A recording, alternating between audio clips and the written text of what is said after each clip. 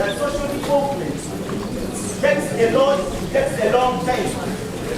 Kati kitutte sabbiiti namba bukyababaka aba Parliament abayitamu ku kadda ya NRM bagenda mu lusirika e Kyankwanzi nga mu kwogerako ne ssaabawandiisi wa NRM Honorable Justin Kasule Lumumba atutegeezezza ku biki bulijjo bye bakola. The NRM party to have the official opening of the retreat for the newly elected members of Parliament, the MP elect for the 11th Parliament. Olunaku lw'enkya President w'eggwanga lino era nga ye chairman wa NRM wakuggulawo olusirika luno mu butongole era nga ensonga ez'enjawulo zaakwanjibwa.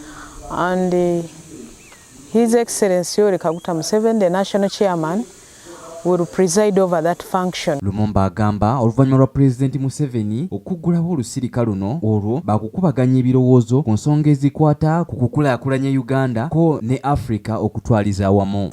After the official opening, we shall go deeper into ideology under the chair of the national chairman, His Excellency Yoweri Kaguta Museveni, and then we shall also look at issues to do with how to deal with the basic needs, especially of the most vulnerable people.